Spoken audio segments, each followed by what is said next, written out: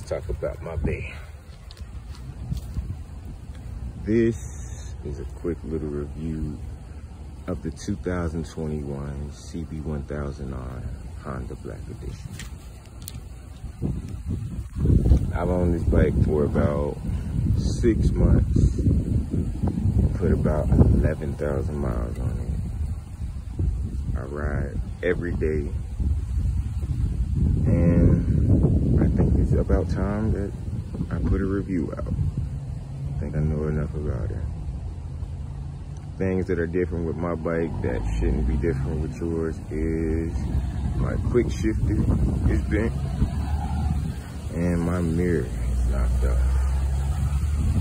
It also has started to show signs of a Honda rust. This bike gets wet, but never stays wet. It's dried off expeditiously. Also, there's scratches to my muffler. Also, up here on my clutch cover, I believe.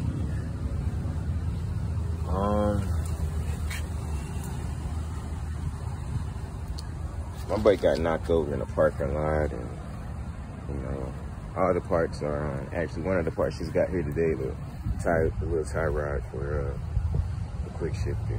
So, should be put back together here shortly. Looking back great. Needless to say, it's just cosmetic stuff that's wrong with my bike. Other than that, she's a CB1000R through and through. All right, let's get into it. I'm gonna start with my dislikes. For me, the first dislike is the paint. The paint could be a lot better for the price point. Like, as you see, my bike is resting, and that's just from riding in the rain, not even sitting in the rain. It's a brand new bike, or, you know, I'm gonna tell you the truth, Honda's always rusted. I got a 94 Accord, and it's got like the usual cancer on the damn wheel wells, so it's like that. The second problem that I have with this bike is the tank size. I took this bike out of state and I had to stop a lot. I know it's a super sport, or, you know, standard, however you want to call it, but if you're gonna cruise on this bike, or if you're gonna tour, you're gonna be at the gas station a little bit more. Another thing I have, the third thing I guess, would be the size. It's the Grom XL. It's a pretty small bike. You're not gonna ride this up for too long. You're not gonna ride with a backpack. You're not gonna ride with a person on the back of you for too long. She's not gonna want to be back there at all. It's like the Master Grom size. I'm 5'10", and I flat foot this thing pretty easily. I'm actually pretty big on it, and I don't even have like bags and everything else that would weigh it down. So I'm pretty big on this thing. So if you're about 5'9", 5'7", you're gonna love this bike. It'll probably be perfect for you. But if you're a bigger dude, you probably feel cramped on it after a while. I know I did on my Georgia trip. Legs started to fall asleep. Another thing I do not like is the lack of power. It's not boring. The bike isn't boring. I always have fun on the bike. It's just, we should have more power sometimes. I am getting a full exhaust here pretty soon in a tune, so maybe that'll change my mind. Oh, cover fell off. Oh well. But yeah, the lack of power doesn't deter me from riding the bike, because it's not as powerful as that bike, but it's there. It's one of my dislikes. Another dislike is you can't turn off the ABS. The ABS is on indefinitely for the remainder of your life. You will have ABS on this bike no matter what you do. I guess you could take the fuse out, but I don't know. It's not something I'm gonna do. Maybe you would do it, but I really wish they could have added a feature that would have let me take it off. Cause yeah, I like to skirt tires. I like to do burnouts and stuff, but yeah, they're not gonna be doing none of that. Another one, which is a double-edged sword, so I guess it's a like and a dislike, is the Honda torque control. It's a bit strong. Like on sports mode, when it's at level 1, your wheelie is about 7 o'clock, maybe 8 o'clock at the highest.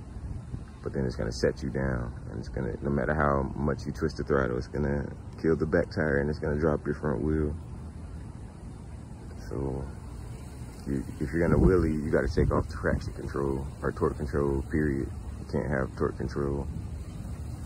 It's my neighbor's home. Another one is wind noise.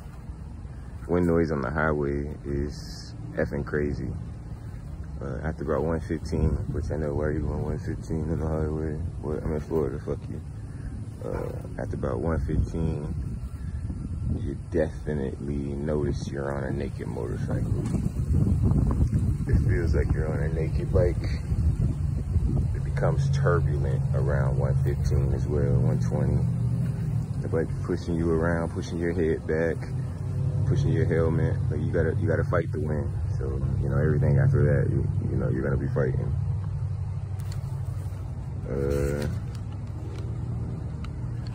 Another dislike, which ain't even really a dislike, because I'm reaching now at these points, is I was finding neutral a lot at first when I first got the bike on with the quick shifter.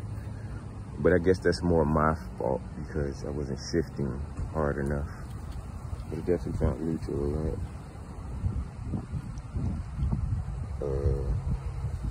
Another little gripe, I guess, is there's not much aftermarket support for it. It's only like a few of these people doing it. It's only a few big names doing it and not many other people. Like I like to say, I guess, loyal to a brand. So I can't go like a full Yoshi exhaust because Yoshi doesn't make a full exhaust for this. I can't go a full M4 exhaust because M4 doesn't make a full exhaust, etc., etc. So you're gonna have to piece together parts to get the perfect look or the look you're going for with the bike. And yep, that's it for my dislikes. With that said, if I was you, I wouldn't wash the bike, not with water. I mean, you know, you got to use it on your chain when you wash up you clean your chain. But this stuff seems to work great on it. Really likes it. I haven't.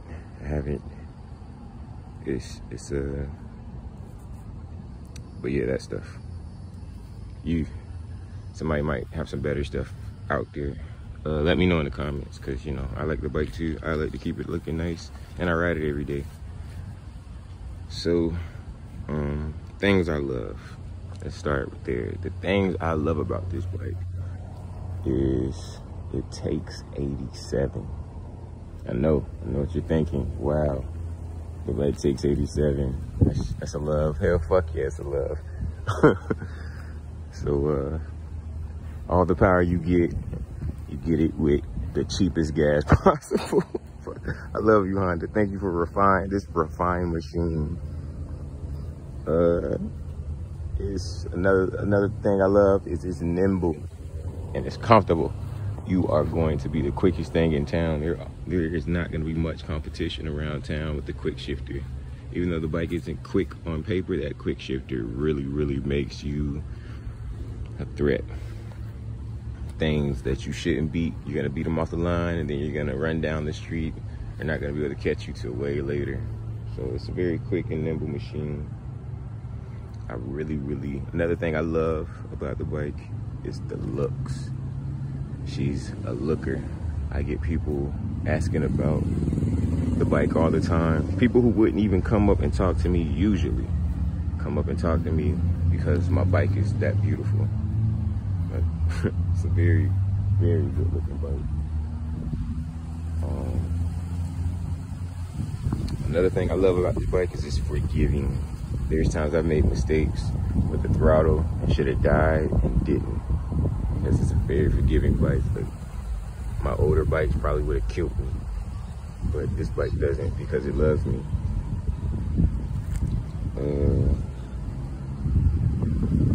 Another thing I love is the durability of the bike. The bike is durable. It's been through a lot.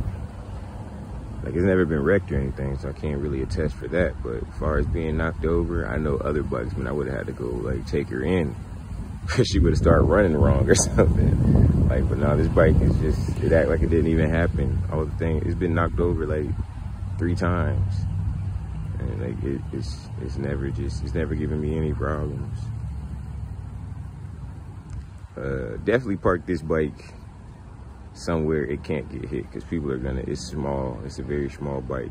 So if you're in the parking spot, unless you're in a motorcycle parking spot, you're gonna probably get hit because no one's gonna be able to see the shit. Another thing I really love about this bike is the stock exhaust. It's crazy, right? But it sounds amazing. It's quiet, it's very quiet, but it sounds really, really good for a stock exhaust. I was surprised.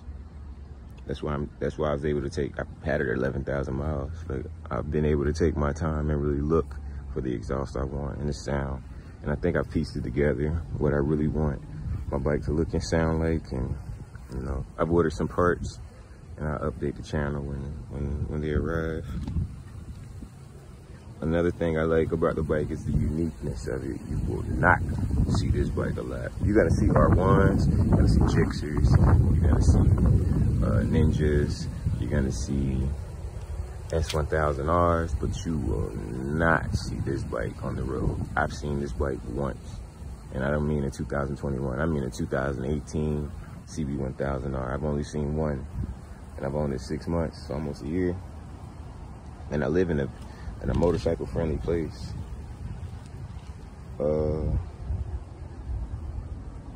Another thing that ain't really a like, but I guess a suggestion to Honda, I would love to see a SP model of this, like a performance based. I mean, don't get me wrong, this thing is performance based. This really is. I think I could burn somebody on the track with this. I really do. It's comfortable enough where I feel like the right group, I could probably burn somebody.